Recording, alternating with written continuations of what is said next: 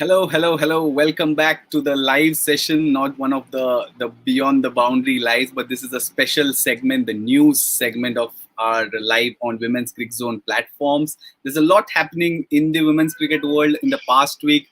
We've heard that Mithali Raj will play her last set of games or last World Cup next year. And then there's the news of change in guard in Thailand cricket with the new captain and vice captain coming through. Earlier this morning, we heard about the qualifications for the Birmingham Commonwealth Games. 6-7 teams had confirmed their places. All sort of a mixture of good and not so good news when you talk about Mithali Raj and Indian cricket. But here's the thing that we are going to talk in depth about, and that is about South African cricket. If you guys are following what's been happening, there's a lot happening, and not all of it is very good in that sense, because in a nutshell, it will mean that South Africa cannot compete in international cricket. It could also mean that South African players in individual also cannot play the overseas leagues like Big Bash or the Women's T20 Challenge. Is it really so? Can the players compete individually? Is it what does all that mean?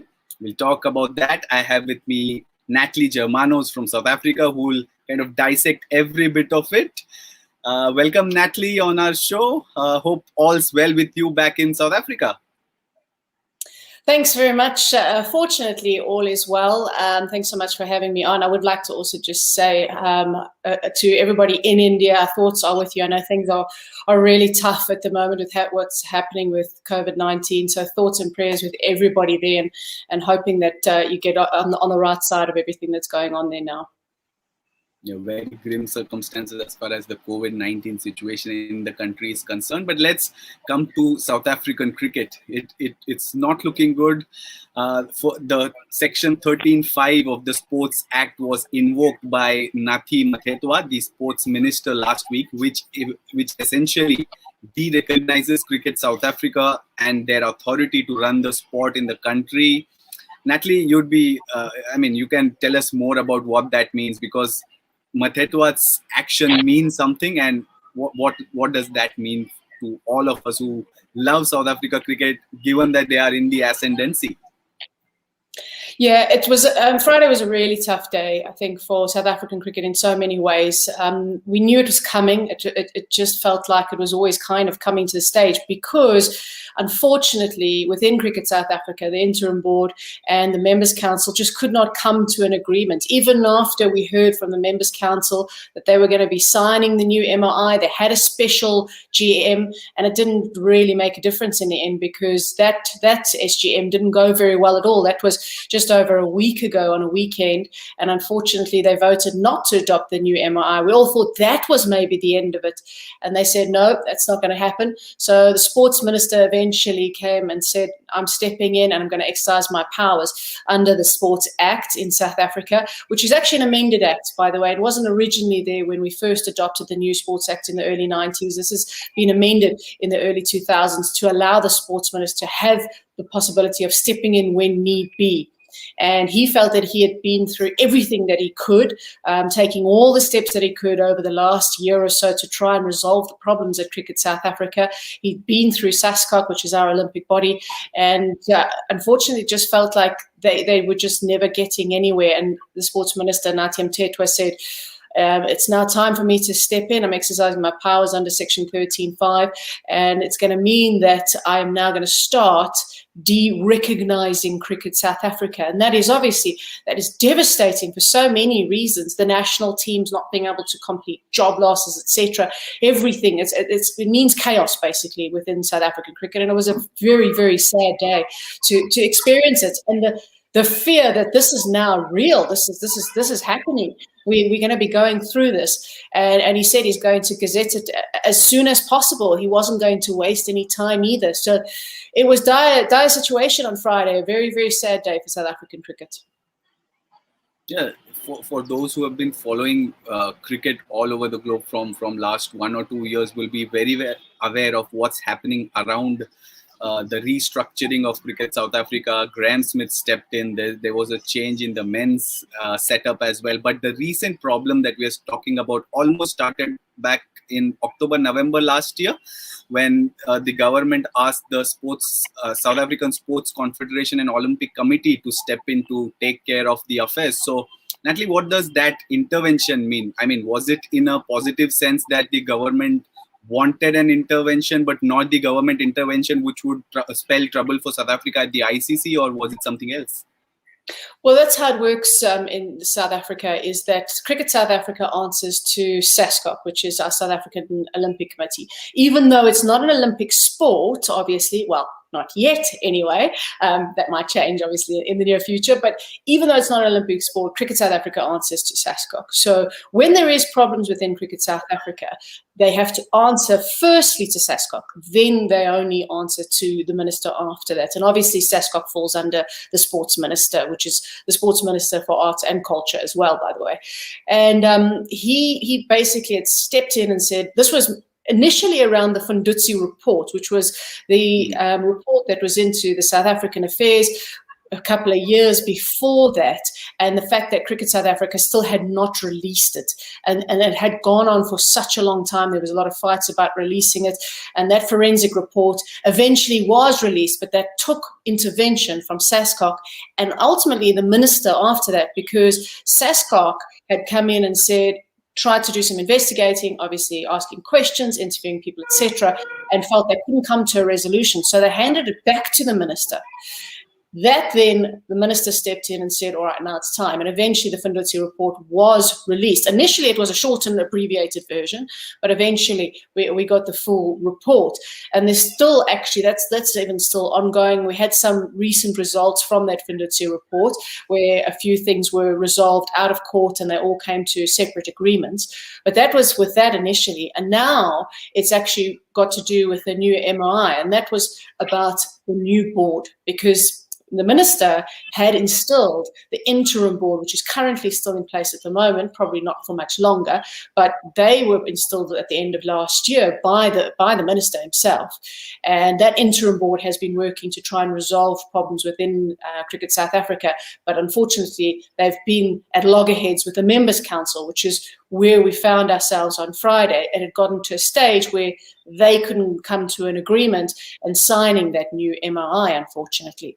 So initially it was stepping in for the forensic report to be released. That eventually was, and then he's had to step in again because that MOI has been going back and forth. They still haven't had the AGM that they were meant to have at the end of last year as well. So it's so much that's obviously been happening. But basically, I say there's a lot been happening, but almost there's been nothing happening because we haven't really taken steps forward for such a long time.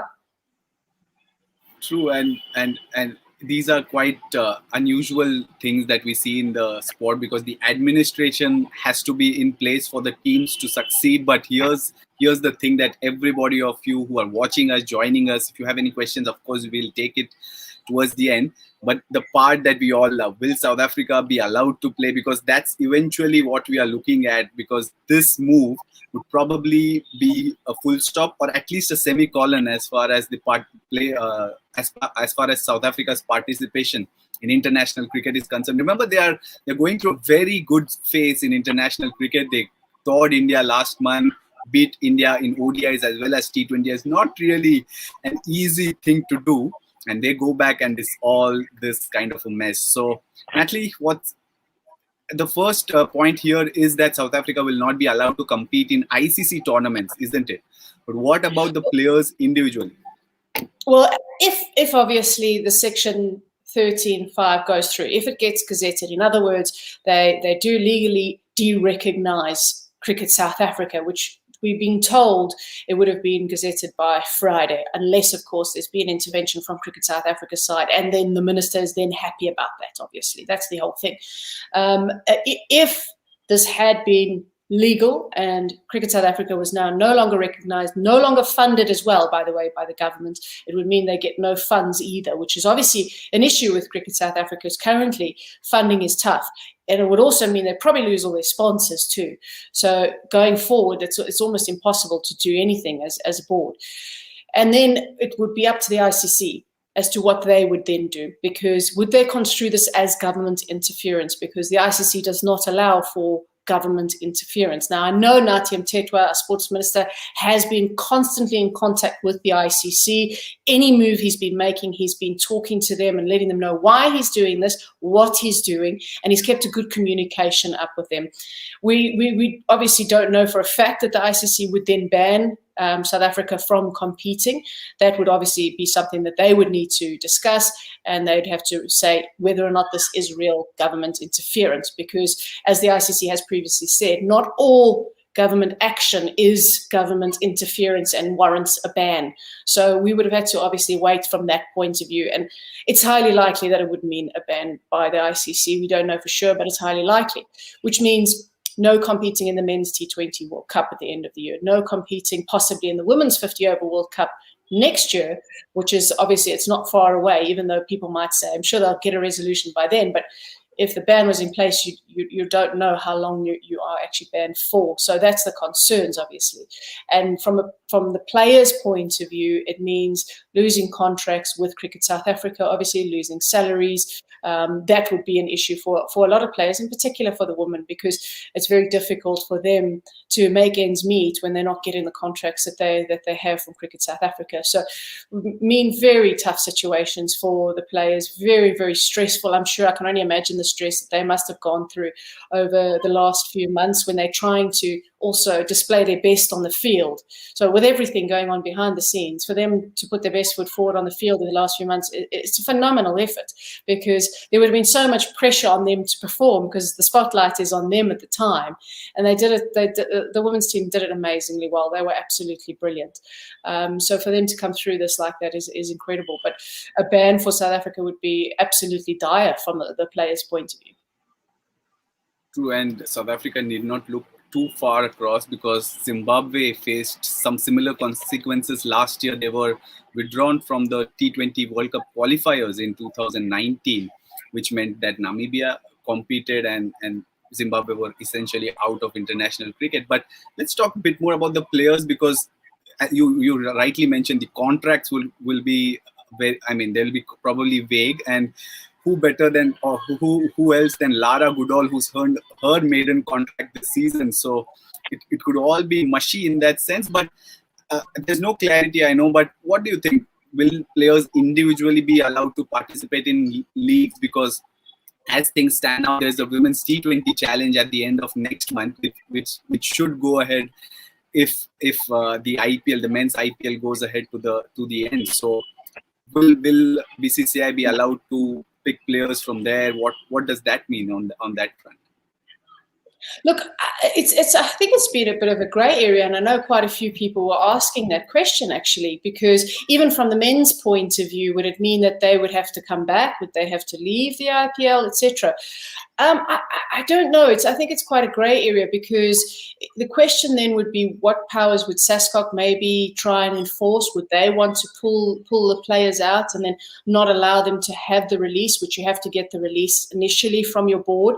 But the fact that the board doesn't, if they had to be banned, the board then wouldn't exist. So wouldn't that make that null and void? And then players can kind of do what they want. I would imagine it's the same as retired players as well. They would be able to go and play. What would be the difference? I don't know. It's such a grey area. But either way, it is worrying, because it could mean that even for future leagues, South African players may not be considered because of the problems that have been within South Africa. And if they're not playing international cricket, why would you consider these players as well? So that's a real concern from South Africa's point of view. I don't know what the legal aspects of it would be, but I would imagine there would be a lot of problems with it, and it wouldn't make for an easy situation to find an easy solution to it.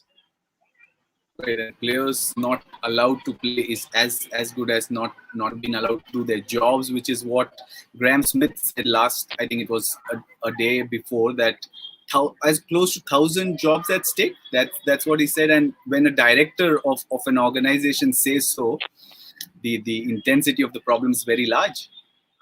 Yeah, absolutely. There was a a letter that was written by CSA staff. I think it either came out Friday or Saturday, pleading with administrators, please, to get the situation sorted out. And they even called it a very, very bad situation, a terrible situation within Cricket South Africa, because over the last few months, credit has to be given to operations within Cricket South Africa, because somehow they've still kept that place running, and they've run it relatively well, because there has been obviously tours that either have been cancelled, not due to Cricket South Africa's making. There's been women's tours added as well to the calendar to try and see if they can make up some international effort.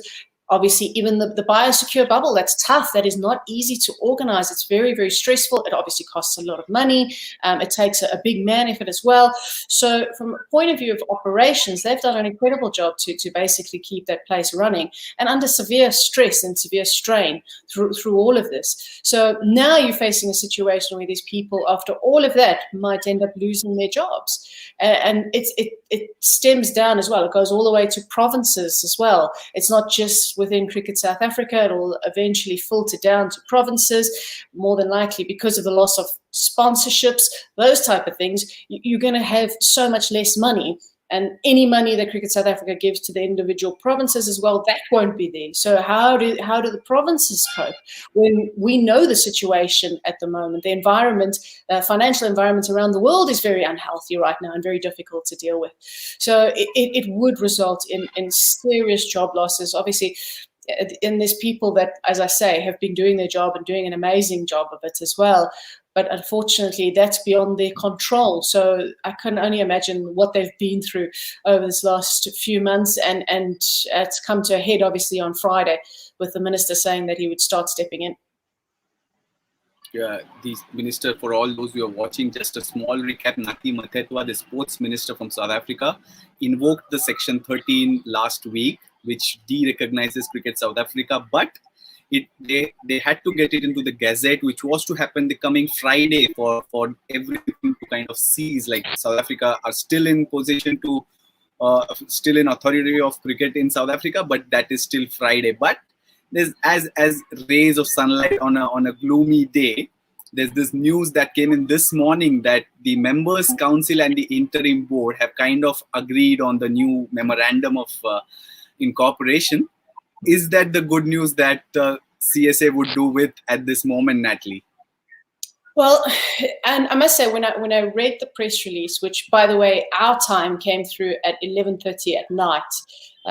So I think I fell asleep by that stage. I woke up in the middle of the night and read this and thought maybe I'm dreaming, because we all were worried that maybe this is not even going to come through at all. When I first read it, it was a feeling of relief. And the words I think that were used in that press release, I think, were maybe not the correct words, in the sense that it was said, it's called an historic agreement. It's not historic. This is something that should have happened a long time ago. And we should never have gotten to this situation. We should never find ourselves in the situation ever again. I can only hope that the next administration will make sure they put cricket first, because that's not what's happened in the last year or so. Cricket has not been put first. So from an administration point of view, it's great that they've finally come to an agreement, but it should never have gotten to this stage. I can only hope that they've learned from their mistakes, and they'll take this forward.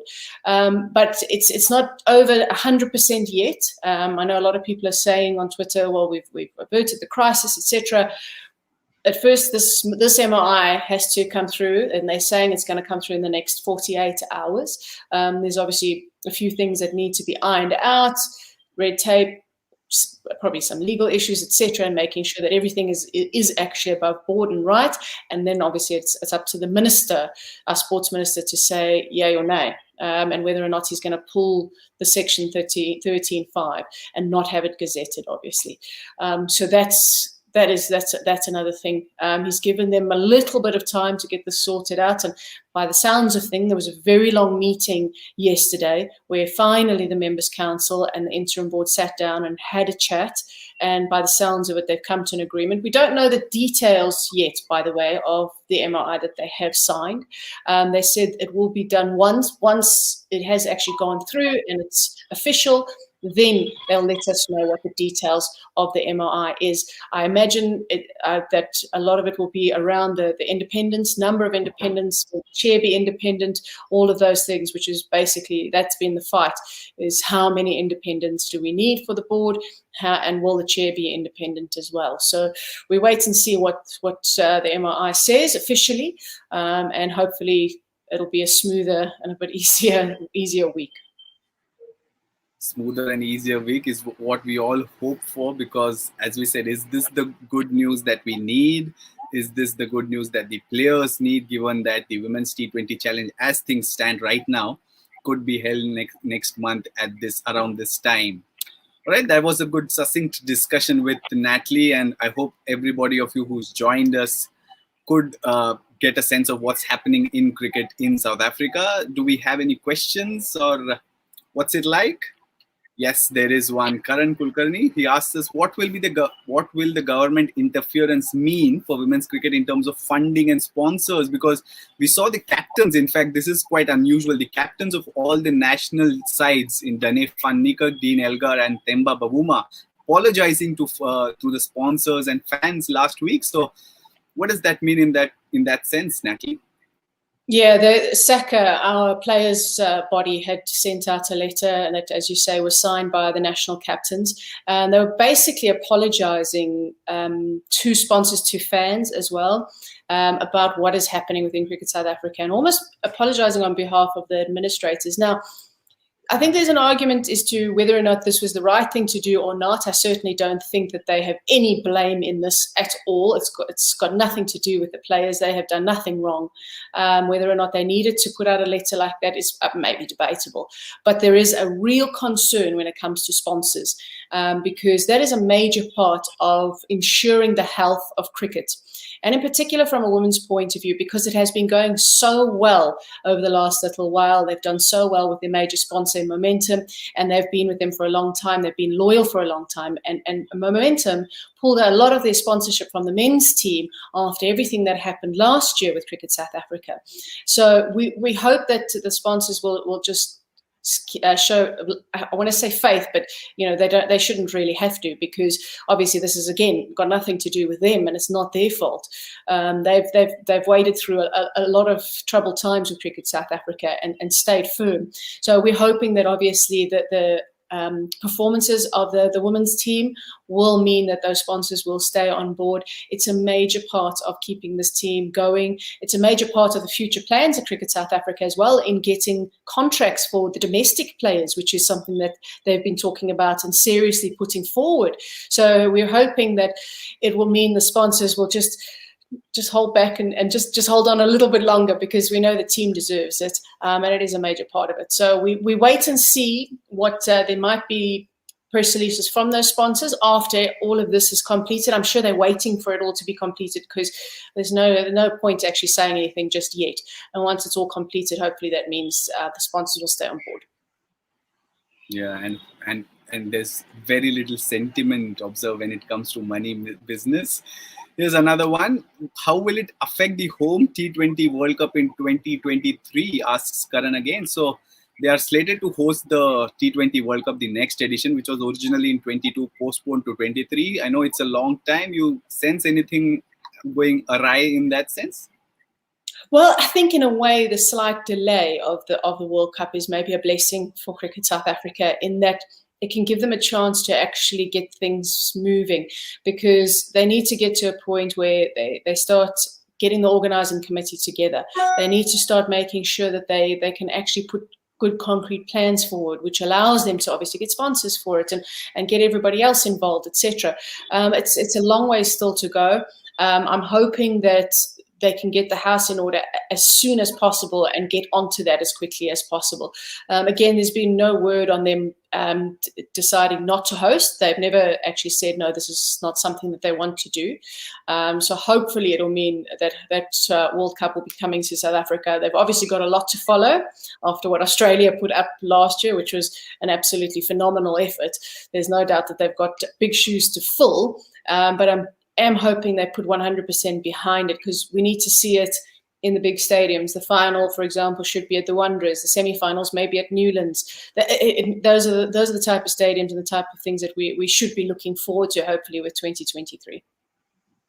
Yeah, and as you said, the D-League is probably a blessing in disguise on that front. So for those of you joined us, hope you learned something, hope you came to know of the condition in South African cricket. And if you knew about it, hope there was some value addition somewhere. Natalie, thanks for joining us. Thanks for your time. We really appreciate it. Absolute pleasure. Thank you so much. And again, thoughts and prayers with everybody in India, and hope you all stay safe as possible. Right, and those of you joining us from India, thoughts and prayers from all of us at Women's Cricket Zone as well. Wear your mask if you're stepping out. Step out only if it's necessary, essential, and stay safe. And if you are eligible, just run and go get vaccinated. For those of you who are 18, who are above 18 years of age, May 1 is the date you need to mark in your calendars. Just run to the nearest vaccination centers, get yourself vaccinated, stay safe, mask up, and stay at home. See you next time.